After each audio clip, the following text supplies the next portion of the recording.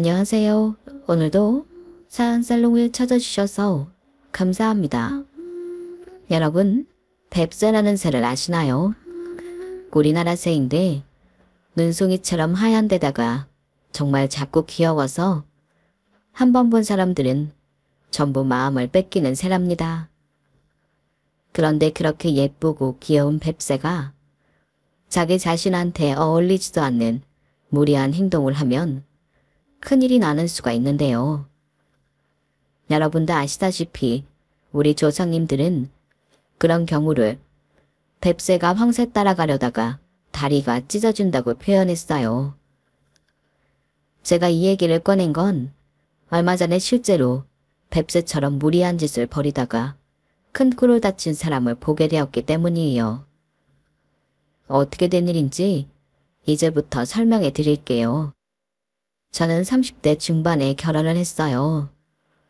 남편은 클라이밍 동호회에서 만났는데 그때 당시엔 클라이밍을 하는 사람이 많지 않았어요. 남편은 공장을 운영하며 자기 사업을 하던 사람이었고 언제나 에너지가 넘치고 활기찬 사람이었습니다. 그리고 자신이 가진 긍정적인 에너지를 주변 사람들에게 나눠줄 줄 아는 사람이었죠. 저희 집도 부자는 아니지만 부족한 것 없이 화목한 가정이었는데 남편의 집안은 기본적으로 화목한 거에 더해서 여유가 넘치는 집안 같았어요. 남편을 자주 보다 보니까 사소한 부분들에서 그런 티가 났죠. 긍정적인 의미로요. 결혼을 약속하면서 더 자세히 알게 되었는데 저희 시부모님은 두 분 다 오랫동안 일을 해왔고 또 지금까지 하고 계세요. 시어머니는 카드 영업을 하시고 시아버지는 철물점을 운영하시는데 두 분 다 꽤 경제력이 있으신 편이었죠. 저는 사실 주변에 시부모님과 비슷한 직업을 가진 사람이 없어서 몰랐는데 두 직업 모두 수입이 상당하더군요. 그런 두 분의 사업 수완을 남편이 고스란히 물려받은 것 같았고요. 그런 집안에 시집을 가게 되었을 때 시부모님은 집안에 교육자가 생겼다며 굉장히 기뻐해 주셨어요. 저희 집이 보태준 게 별로 없는데도 교사 며느리가 최고라며 칭찬을 정말 많이 해주셨죠. 세상에 우리 큰아들이 교사 며느리를 데려오다니 신기해라.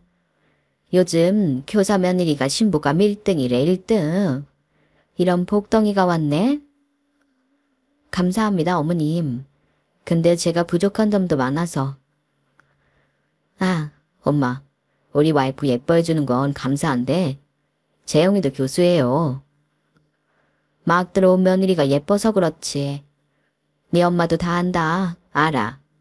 둘째 며느리도 참 하고 예쁜데 첫째 며느리까지 이렇게 좋은 아가씨가 들어왔으니 하는 말이야. 어머 그러고 보니 며느리가 둘 다 교사네. 그래 우리 집안이 이제 교육자 집안이 다 됐어.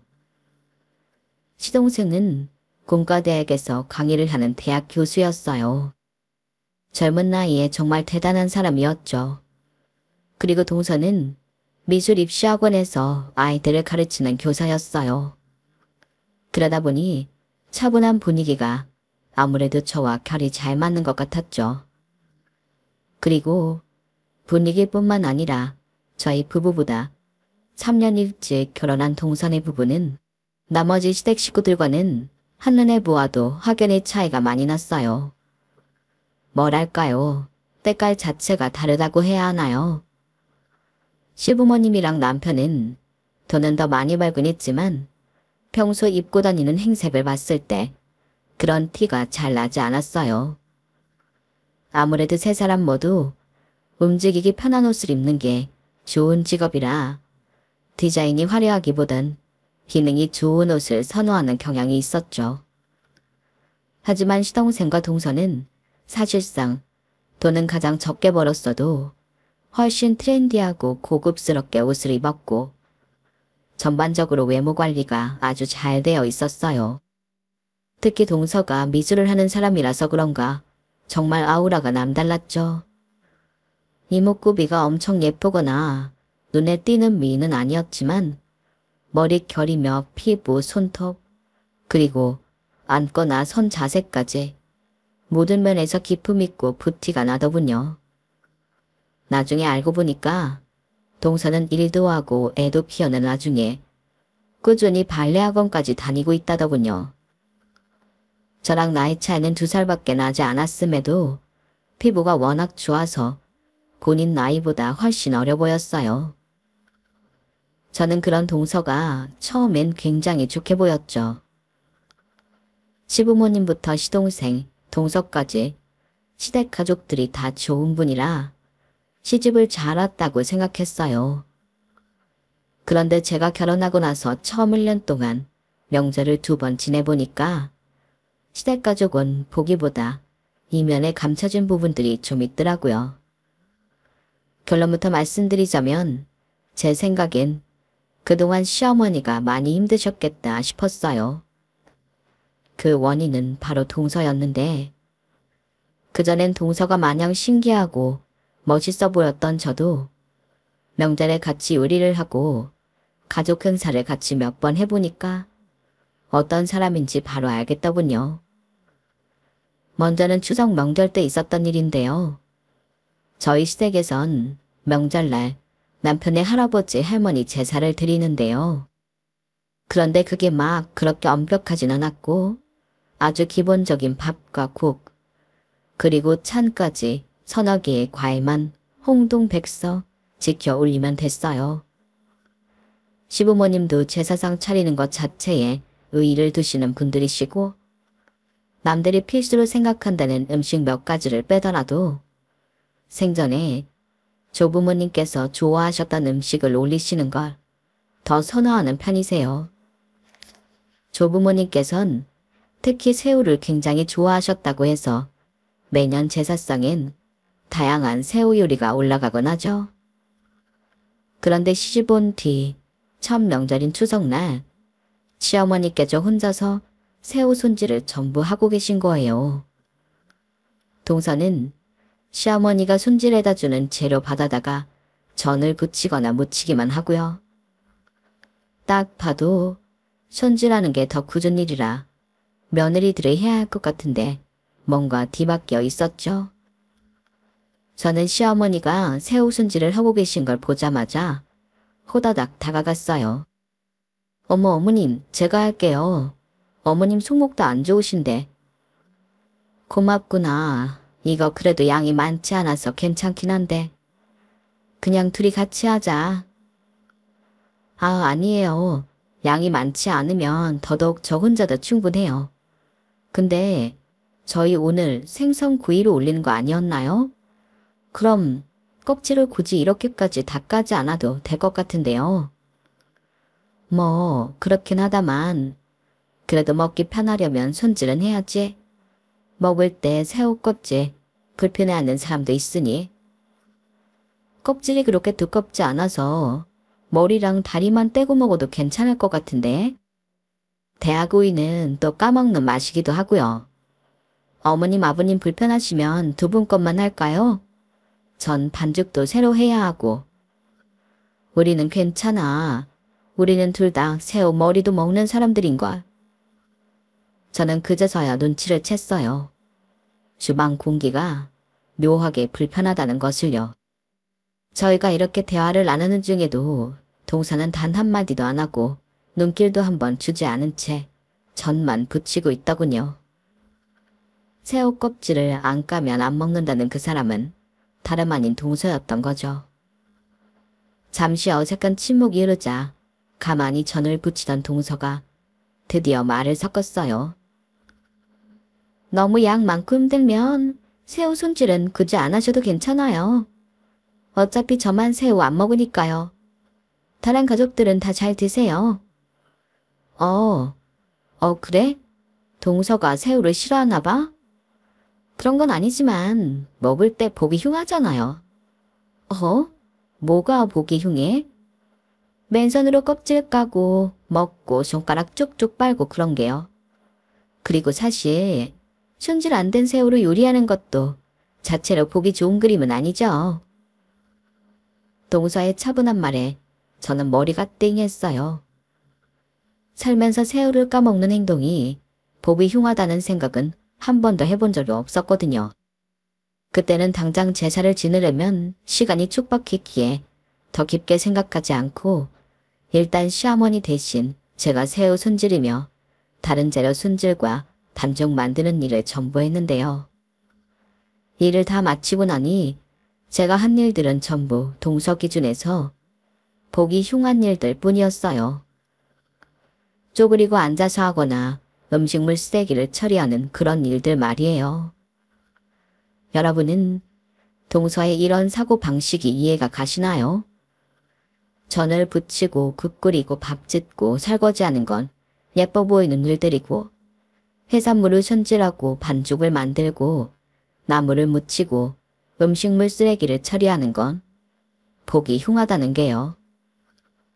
두 번째 명절의 동서는 아예 저희 사이에 모든 의사소통이 끝났다는 듯 당연하고 자연스럽게 자기가 하고 싶어하는 예뻐 보이는 집안일만 쏙쏙 골라 하더라고요. 저는 그렇게 명절을 2번만 지내고도 동서가 보통 사람이 아니라는 걸 뼈저리게 깨닫게 되었어요.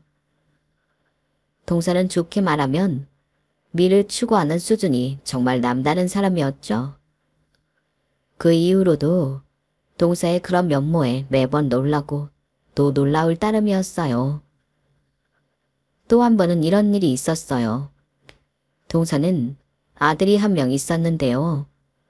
그날은 조카의 4번째 생일이어서 가족 전부가 모여 식사를 하기로 했어요. 그때까지만 해도 조카는 저희 집안의 유일한 손자였기 때문에 모든 가족들의 사랑을 듬뿍 받고 있었죠. 그리고 동서 역시 자기 아들을 정말 끔찍이도 아꼈는데요.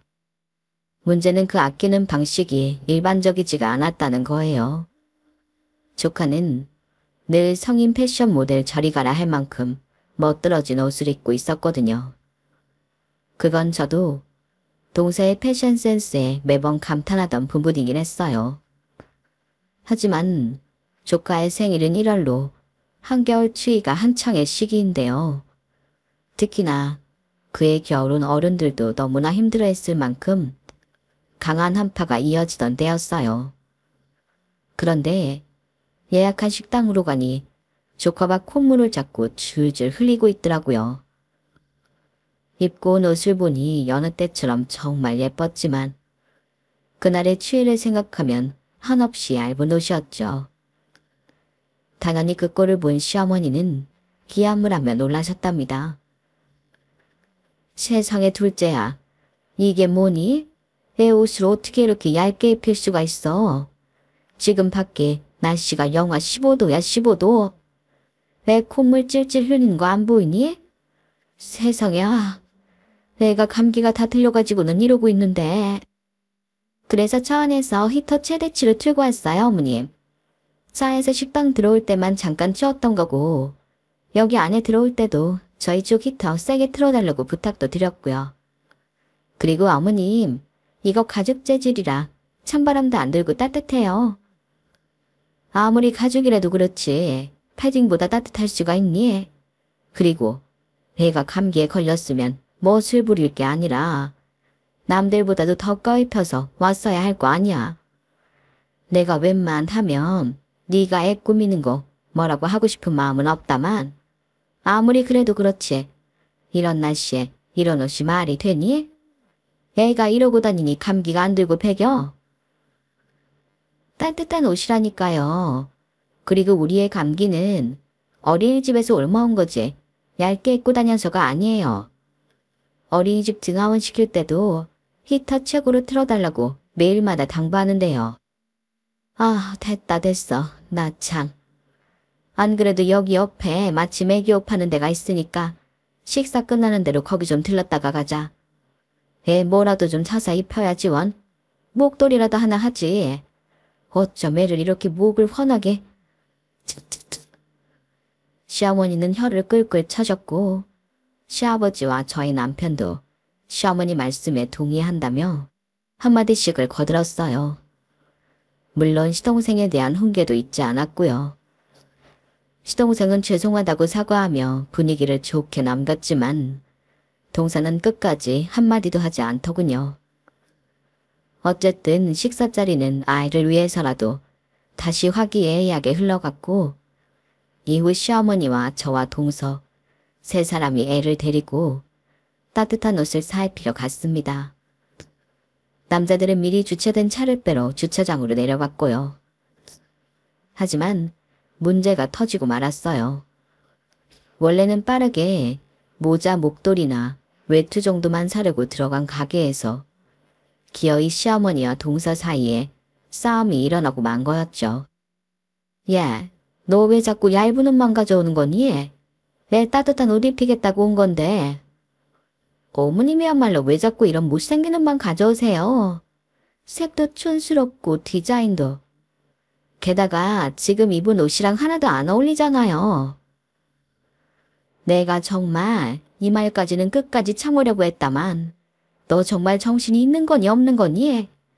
애 엄마가 돼갖고는 애 건강보다 지금 멋내는 게 더 중요하다는 거야? 애들이 어렸을 때 감기 걸리는 게 얼마나 무서운 일인지 애 엄마가 돼갖고 그것도 모르는 거야? 우리 땐 애가 아프면 내 마음이 더 아팠어. 그거야 사랑의 방식이 다른 거죠. 전 저희 애기가 남들보다 항상 우월하고 트렌디하길 바래요. 건강도 당연히 챙기고 있고요. 애 따뜻하라고 온갖 난방기구는 다 사다 놓은 거 본 적도 없으시면서 왜 저를 못난 엄마로 매도하세요? 요즘 애들한테 외모가 얼마나 중요한 부분인지 어머니는 모르시잖아요. 골치가 아파진 저는 얼른 나가서 편의점에서 핫팩을 4개 사왔어요. 그리고 동서가 골라온 옷 중에서 적당히 두터운 옷을 집어들고 중재를 하기 시작했죠. 이거 괜찮네요, 어머님.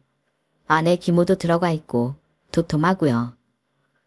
제가 여기 핫팩 사왔으니까 이렇게 주머니에 넣고 입히면 건우도 따뜻할 거예요. 너무 걱정 마세요, 어머님. 그리고 이번 달 말이면 날씨 풀린다니까 이거 지금 사면 그때까지 입을 수 있겠는데요. 제가 불어 밝은 목소리를 내며 말하자 그때서야 겨우 두 사람은 합의를 보았고 옷가게에서 나을 수가 있었어요. 하지만 여전히 시어머니는 못마땅히 하는 마음이 가득 차 있으신 게 티가 나긴 했죠. 동서 쪽은 쳐다도 안 보고 조카랑 차가 있는 곳으로 가버리셨거든요. 저랑 동서만 뒤에 남자 저는 나름 좋은 말로 동서에게 한마디를 했어요.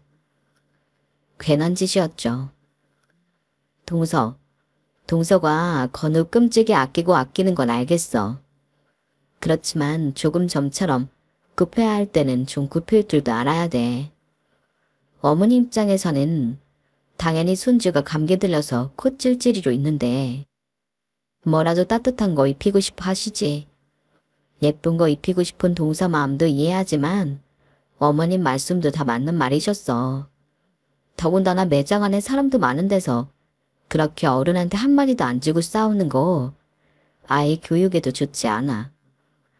설령 동서 말이 맞는 말이라고 해도 남들이 보면 좋게 안 보인단 말이야. 그럼 남들 시선 무서워서 제 아들을 추하게 만들라는 거예요? 뭐라고? 아니 말을 어떻게 그렇게 받아들여. 그런 뜻이 아니라 동서도 적당히 타협을 하라는 말이잖아. 동서 말이 완전히 틀렸다는 게 아니라 저는 남들 시선 그런 건 하나도 신경 안 써요. 그냥 제 아들만 최고이면 돼요. 원래 엄마라는 게 그런 거 아니겠어요. 아이를 위해서라면 뭐든지 감내하고 감수하는 거요. 형님은 아직 애가 없으셔서 모르시나 본데 아이 가진 엄마는 항상 내 새끼한테 무슨 수를 써서라도 최고만 해주고 싶은 거예요. 잘 알지도 못하면서 그런 식으로 얘기하지 마세요. 동서야말로 왜 말을 그런 식으로밖에 못해. 내가 지금 동서만 잘못했다고 했어? 그럼 애 보는 앞에서 엄마가 할머니랑 그렇게 언성 높이고 싸우는 게 보기 좋은 일이야? 남의 자식 일에 왈가왈부하지 마세요. 형님보다 제가 시어머니 더 오래 봤고 제가 더 많이 알아요. 저희 원래 친하거든요. 모르면 가만히나 계세요. 저는 동서의 말에 결국 말문이 막히고 말았죠. 또라이도 이런 또라이가 없구나 싶었어요. 어떻게 젊은 애가 이렇게 앞뒤가 꽉 막히고 대화가 안 통하는지 모르겠더군요. 게다가 은근히 사람 까내리면서 얘기하는 게 싸가지가 보통 없는 게 아니었어요. 그날 이후로 전 다시는 동서랑 가까이 있고 싶지가 않았죠. 아무리 이해해보려고 해도 영하 15도에 4살 된 딸내미를 가죽 잠바 하나 입히는 미친 엄마가 어디 있나요? 이런 동서와 3년 넘게 같이 대화를 하고 지낸 시어머니가 보살이신 거였어요. 저는 그렇게는 못하겠더라고요. 그렇게 한번 동서에게 제대로 질려버리니 전에는 애써 무시했던 것들이 속속들이 보였어요. 다른 부분도 많지만 제가 가장 동서를 싫어하게 된 건 동서가 은근히 시부모님을 무시하는 경향이 있다는 거였어요.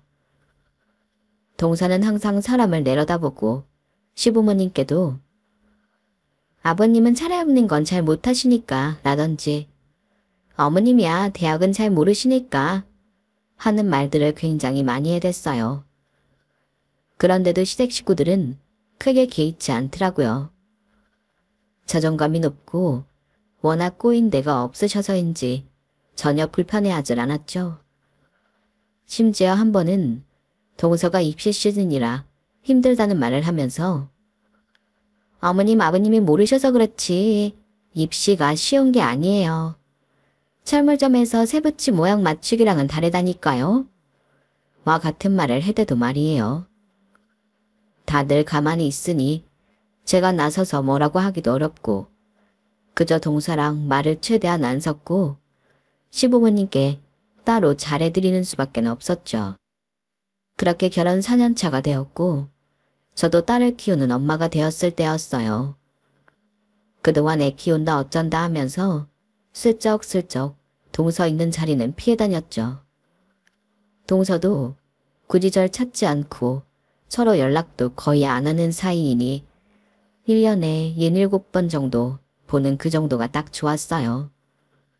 그런데 한동안 잘 거리를 두고 있었던 동서가 갑자기 저에게 눈을 반짝이며 들이대기 시작한 겁니다. 이유는 제가 명문대 출신이라는 걸 알아버렸다는 거예요. 솔직히 얼마나 관심이 없었으면 가족들 다 처음부터 알았던 걸 이제야 알았나 싶었지만 문제는 그게 아니었죠. 동서는 제 학벌을 알게 되자마자 정말 시도 때도 없이 절 심각하게 귀찮게 하기 시작하더군요. 형님은 고려대 한 번에 합격하신 거예요? 공부는 어떻게 하셨어요? 나야 수도권 사람도 아니고 시골 사람이니까 뭐. 그냥 집에서 책 많이 읽고 수업 시간에 안 자고 그게 다였지. 우리 땐 그것만 해도 성적 유지할 수 있었거든. 책이요? 원래 어렸을 때부터 그럼 읽으셨어요? 어렸을 때부터 계속 공부를 잘하신 거예요? 그런 얘기를 듣긴 했어. 근데 잘해봤자 그땐 받아쓰기 잘하는 수준이었으니까. 근데 동서, 나 지금 수업 준비해야 되는데 그럼 요즘 애들은 어떻게 공부해요? 초등학교 때는 어떻게 공부하셨어요? 중학교 때는요? 내신 말고 모의고사는 따로 공부했어요? 아니, 나는 중학교 때까지는 그런 건 신경 안 썼고 그냥 학교 공부만 했어.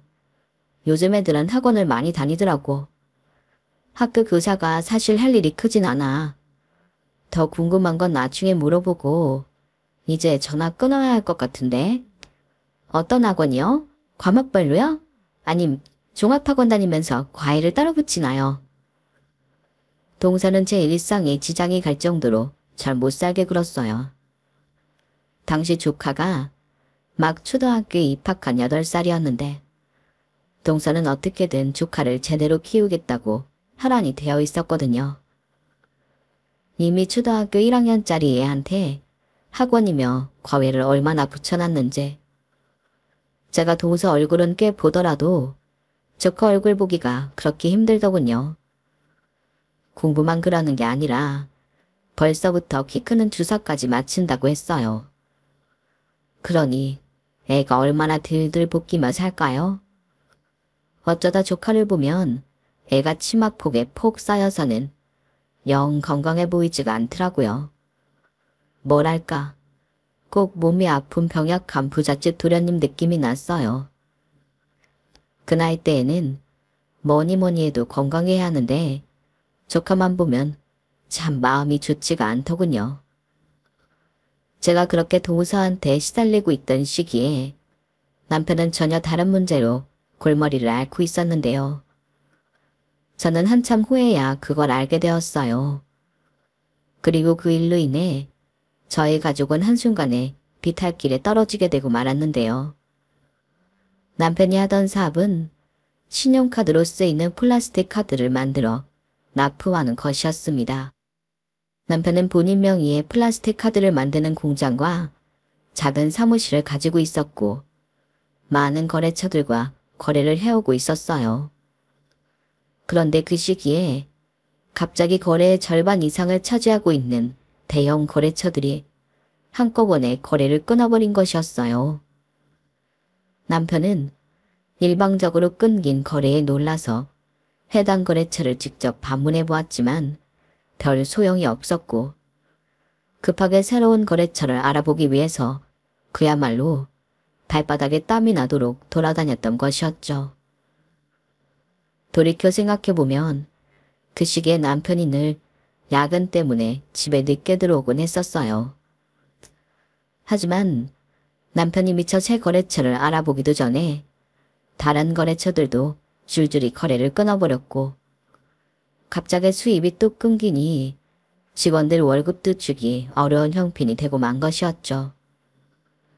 설상가상으로 회사의 쥐약이었던 임원들까지 줄줄이 사직서를 내고 회사를 떠나버렸고요. 결국 남편이 하던 사업은 6개월을 채 넘기지 못하고 망해버렸고 막대한 빚을 질 수밖에 없었어요.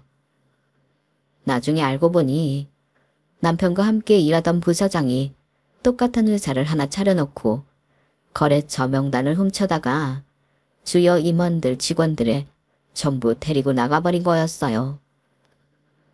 워낙 10년 넘게 동고동락하며 지내왔던 사람이라 남편은 전혀 눈치를 채지 못했다고 하더군요.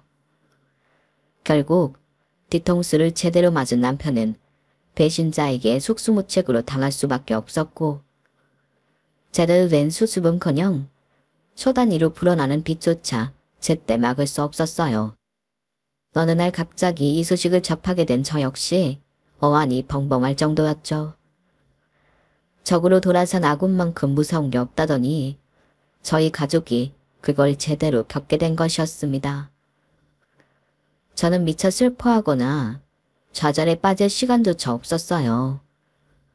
하필 그 당시는 학교 시험 기간이라 문제를 제출했어야 했는데 솔직히 무슨 정신으로 문제를 만들었는지 기억조차 나지 않네요. 당연히 양가 식구들도 저희 집안 소식을 들었고 양가 부모님이 특히 정말 걱정을 많이 해주셨어요. 저는 가까스로 괜찮다고 부모님들을 안심시키며 전화를 끊었지만 앞날이 캄캄하기만 했죠. 제가 방학을 하자마자 저희 가족은 살던 집과 가지고 있던 차까지 팔아 그 돈으로 급한 빚부터 해결했고 당장 급한 대로 그나마 방이 2개인 단지핫집으로 들어가게 되었어요.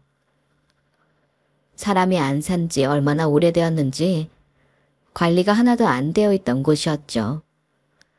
이사 가자마자 3일 밤낮을 꼬박 새며 먼지를 닦아내도 공기가 탁했고 화장실 타일은 깨져 있는 데다가 하루에 4~5마리씩 바퀴벌레가 기어다녔어요. 반토막 난 살림을 그나마 큰 방에 우겨 넣었는데 도무지 이삿짐을 풀을 힘이 나질 않더군요. 그래도 보일러 틀어놓으면 이제 먼지 냄새는 좀 덜할 거야. 곧 있으면 날 더 추워질 텐데 불행 중 다행이지 뭐.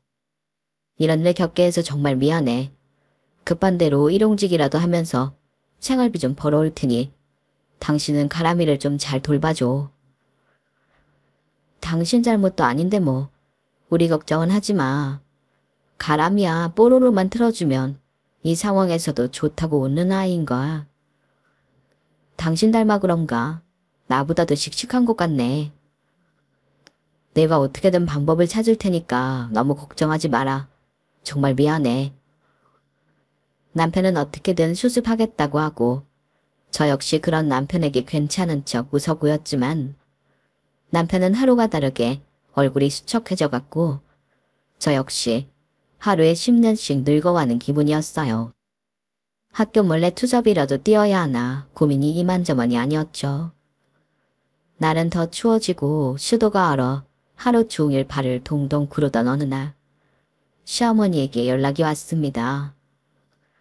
아가, 추운데 잘 지내니? 어떻게 이사간 곳은 지낼만해? 네 어머님, 저희 괜찮아요. 생각보다 집도 넓고 바람이 덜 들어와서 따뜻하고요. 다행이구나. 참, 이번 설에는 언제 올 거니? 차가 없어서 너희 오기 힘들지 않겠어? 가는 거야. 언제든 갈 수 있죠. 어머님, 아버님 그래도 서울에 계시니까 대중교통으로도 충분히 갈 수 있어요. 너무 염려 마세요. 그래도 명절이라 사람 엄청나게 많을 텐데 차라리 민상이네 차로 같이 오지 그러니. 이번에 민상이네 차도 큰 걸로 바꿨다던데 거기 같이 타도 충분히 오겠구만. 아, 네 어머님. 그럼 제가 동서한테 한번 물어볼게요. 아니야. 안 그래도 내가 이미 둘째 아가한테 문자 남겨놨다. 너랑 가람이라도 걔네 차로 좀 데리고 오라고. 그리고 네 계좌로 돈을 좀 입금했다. 우리가 큰 돈은 못 줘서 미안하구나. 우리 아들 계좌로 보내면 혹시 몰라서 네 계좌로 넣었다. 아니에요 어머님. 무슨 그런 말씀을 하세요. 저희야 너무 감사하죠. 너무 죄송해요 어머님. 저희가 용돈을 드려도 모자랄 뻔해. 아유 됐어. 그동안 너희가 보태준 게 얼만데. 그거 다 돌려받는 거라고 생각하거라. 푹 쉬고 항상 단단히 챙겨 먹으라. 알았지? 시어머니의 따뜻한 말에 저는 눈시울이 붉어진 채로 전화를 끊었어요. 남편 사업이 망한 뒤 처음으로 긴장했던 마음이 풀어지는 것 같았죠. 그런데 전화를 끊자마자 동서한테 곧바로 전화가 오더군요. 저는 후다닥 눈물을 닦아내고 전화를 받았죠. 형님, 차 없어요. 전화를 받자마자 여보세요도 하기 전에 동서는 다짜고짜 저렇게 물어보더라고요. 저는 순간 말문이 턱 막혔다가 겨우 정신을 차리고 대답했어요. 너 알잖아. 우리 지금 힘든 상황인 거. 급한 데를 갖고 있던 차도 처분했어. 그럼 택시를 타던가 버스를 타지 왜 남의 신차를 얻어 타겠다는 거예요? 그리고 그걸 저한테 얘기해서 쇼부를 보시지 어머님한테 얘기하셨어요. 아니, 나도 방금 어머님이 연락하셔서 들은 거야.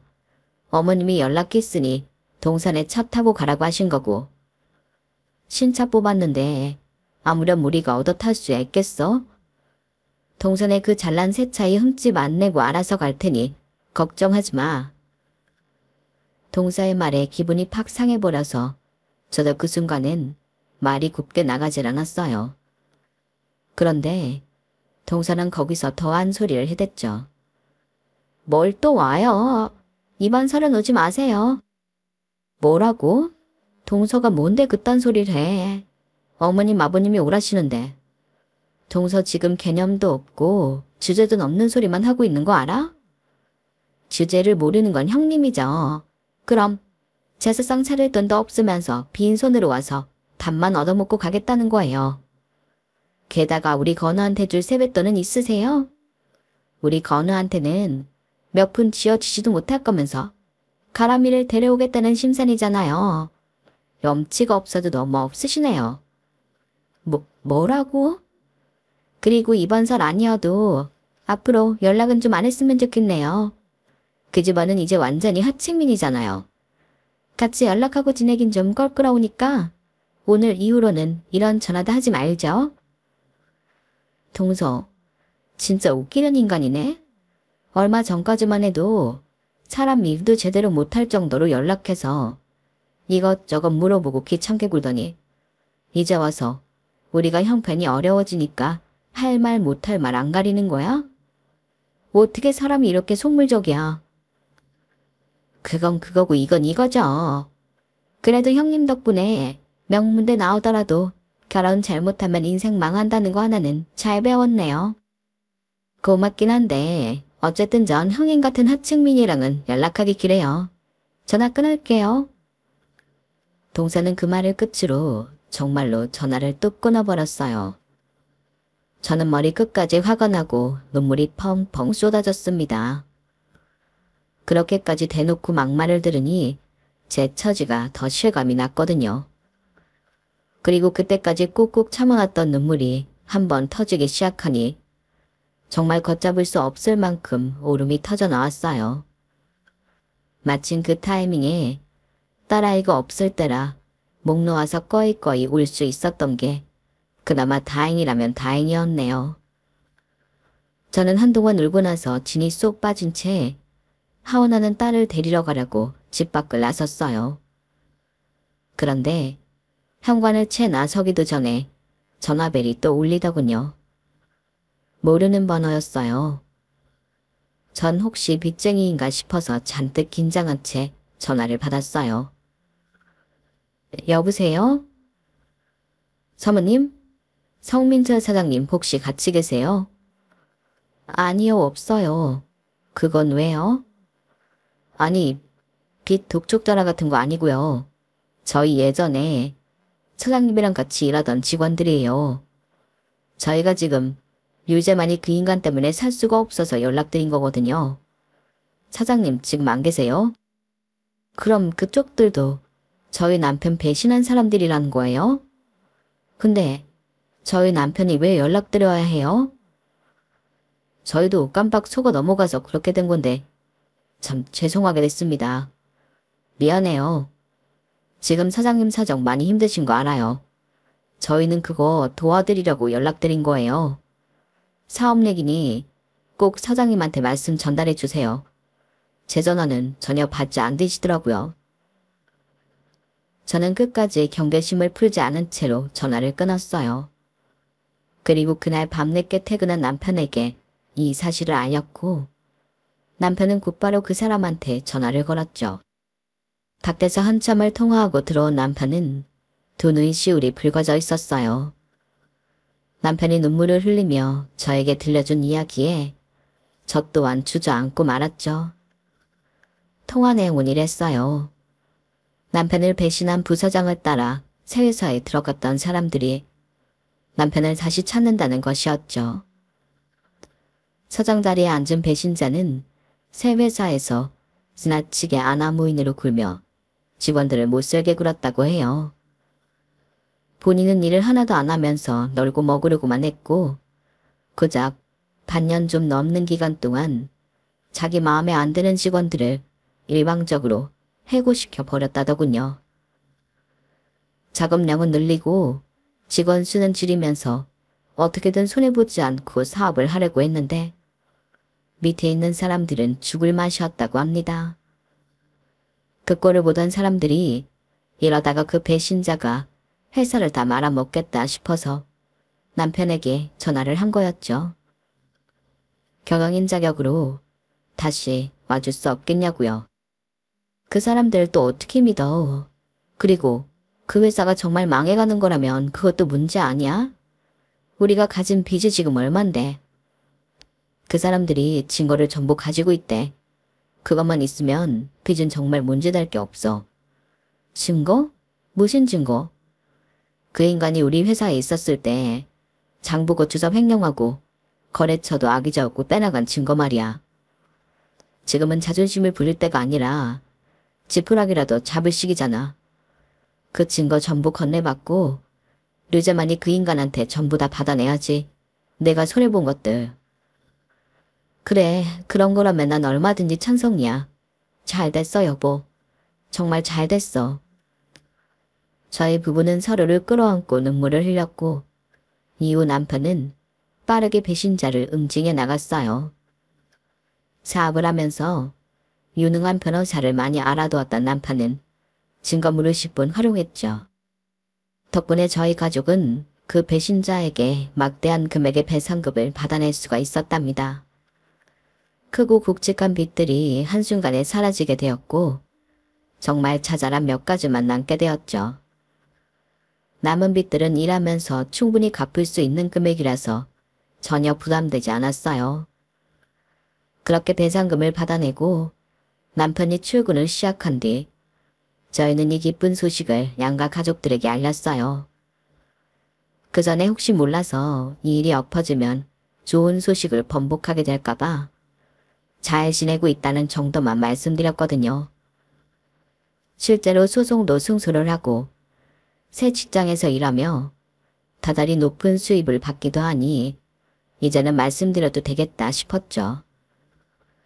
소식을 들은 양가 부모님은 눈물을 흘리시면서 다행이라고 축하해 주셨어요. 저희 부부는 이후로도 하루빨리 다시 좋은 곳으로 이사를 가기 위해 각자의 역할을 성실하게 해나갔습니다. 그러다가 다시 명절이 찾아왔는데요. 그 시기엔 저희가 살던 반지 앞방 계약 종료 시점이 점점 다가오고 있었고 저희 형편에 맞는 새 집을 구하던 중이었어요. 아직 어디로 이사 갈지 정해진 바가 없어 반지하에 산다고 하층 민 어쩌고 하던 동서를 마주치는 게 껄끄러웠지만 신경 쓰지 않으려 마음을 단단히 먹었죠. 저랑 동서 외에 다른 가족들은 그 일을 몰랐으니 티내지 않으려고 했어요. 아니나 다를까 동서는 특유의 깔보는 눈빛으로 시종일관 저에게 차갑게 대했고 저는 그런 동서를 외면하고 다른 가족들과 농담도 하고 웃으며 놀았어요. 그렇게 서로 안부를 묻고 제사를 지내고 식사를 하는데 베란간 누군가 초인종을 심하게 누르는 겁니다. 남편이 인터폰으로 누구냐고 하니 걸걸한 남자 목소리가 들려왔어요. 빌려간 돈 갚으러 왔어. 돈을 갚다니 무슨 말인지 몰라 되물으며 문을 열었더니 돈 받으러 왔다면 문을 열었겠어? 돈 받으러 왔수다. 그 말에 저와 남편은 사색이 되었죠. 그 짧은 시간 빠르게 남은 빚이 있었나 생각해 보았어요. 그런데 아무리 생각해도 더 이상 남아있는 건 없었죠. 문 앞에 남자에게 떨리는 목소리를 얘기했어요. 혹시 잘못 찾아오신 거 아닙니까? 저희가 알고 있는 빚은 다 갚았거나 변제 중인데요. 이미 몇 날 며칠에 얼마씩 보내기로 다 합의를 봤고요. 언제 합의를 봤다 그래요? 하도 연락이 안 돼서 저희가 이 명절까지 찾아온 건데. 제가 거래하는 전화는 다 받고 있는데 사장님 전화는 못 받았던 것 같습니다. 혹시 사업장 이름이 어떻게 되십니까? 제가 혹시 기억을 못하는 거라면. 아니요. 지금 뭔가 오해가 있으신 모양인데 그쪽 말고요. 여기 백예리 씨 없어요? 그 순간 저희 가족은 모두 깜짝 놀라 동서를 돌아봤어요. 동서는 안색이 파랗게 질린 채 식탁에서 일어서지도 못하고 벌벌 떨고 있었죠. 알고 보니 동서는 그동안 시동생 몰래 빚을 어마어마하게 지고 있었더라고요. 동서와 조카가 입는 옷들이 물론 하나같이 비싸 보이긴 했지만 그럼에도 상상을 초월하는 금액들이었어요. 명품을 잘 모르는 저희야 대충 10만원, 20만원 하겠지 싶었는데 그게 아니더군요. 그날 입은 옷만 따져도 티셔츠 하나에 35만원, 바지가 160만원, 신발이 240만원이었다고 합니다. 겉보기엔 단조롭기만 한 디자인인데 뭐가 그렇게 비싼지 저희 가족은 엄청난 충격을 받을 수밖에 없었죠. 그뿐만 아니라 동서는 꾸준히 피부과 헤어샵, 마사지 샵을 다니면서 매달 몇백만 원씩 돈을 갖다 바쳤다고 하더군요. 어차피 자기가 학원 원장이 되고 아들이 명문대에 가서 대기업에 취업하면 다 갚아줄 거라고 생각했다면서요. 도대체 이제 초등학교 1, 2학년짜리인 아들이 갚아줄 거라 믿는 심리는 뭔지. 가족들 중 가장 큰 충격을 받았던 사람은 누가 뭐래도 시동생이었어요. 사실 차도 큰 차로 바꾸자고 한 게 동서가 아득바득 졸라서 산 거였다고 해요. 그날 동산의 가족은 그 자리에서 집으로 가버렸고 취금 끝에 동서가 저질러 왔다는 짓을 알게 된 시동생은 곧바로 이혼 서류를 제출했다고 합니다. 억 단위의 빚을 남편 몰래 만들었다는 것 하나로도 이혼 사유가 충분했고 양육권까지 가지고 올 수 있었어요. 만약 시동생이 발빠르게 이혼하지 않았다면 시동생과 조카도 무슨 험한 꼴을 볼지 몰랐어요. 특히나 조카를 생각한다면 하루빨리 이혼을 하는 게 맞는 일이었죠. 결국 이혼당한 동서는 급한 대로 손바닥만한 반지하 단칸방을 구해 들어갔다고 해요. 공교롭게도 같은 날 저희 가족은 새 집으로 이사를 가게 되었고요. 새 집은 예전에 살던 집만큼 넓진 않지만 새 식구 살기 부족함이 없었고 해도 잘 드는 깨끗한 곳이었죠. 이삿날 저는 마음이 참 씁쓸했네요. 동서와 제 운명이 이렇게 손바닥 뒤집듯 바뀔 줄 몇 개월 전에는 상상도 못했으니까요. 사람이 얼마나 어리석으면 그 금액의 빚을 지고 있으면서도 남한테 하층민이니 어쩌니 했을까 싶기도 하고요. 너무 상식 밖의 악인을 보는 건 생각보다 그리 즐거운 일이 아니었어요. 심지어 그 악인이 제 죗값을 고스란히 받는다고 해도요. 제 이야기는 여기서 끝이랍니다. 조카는 한동안 엄마의 부자를 힘들어했지만 시부모님이 정성껏 돌봐주신 덕에 안정을 찾아가고 있다고 해요. 시동생도 한동안 안색이 안 좋더니 조금씩 안정을 되찾아가고 있는 것 같고요. 저희 가족은 다시 저축도 시작하고 예전의 안정적인 생활을 되찾았답니다. 남편은 자기 사업을 하던 때보다 오히려 월급 받고 일하는 요즘이 마음은 편하다며 늘 일찍 퇴근해 집에서 조용히 책을 읽는 생활을 하고 있어요. 예전보다 오히려 가정적이 된 남편 덕에 저희 가족은 나날이 더 화목해지고 있답니다. 누구랑 다르게 저희 가족은 앞으로 저희 주제에 맞게 생활하며 건실하게 살아가려고요. 들어주셔서 감사합니다. 항상 행복하시고 건강하세요. 여러분, 사연 댓글에 응원과 현명한 조언 부탁드려요. 좋아요와 구독은 저에게 큰 힘이 됩니다. 오늘도 좋은 일 가득하세요.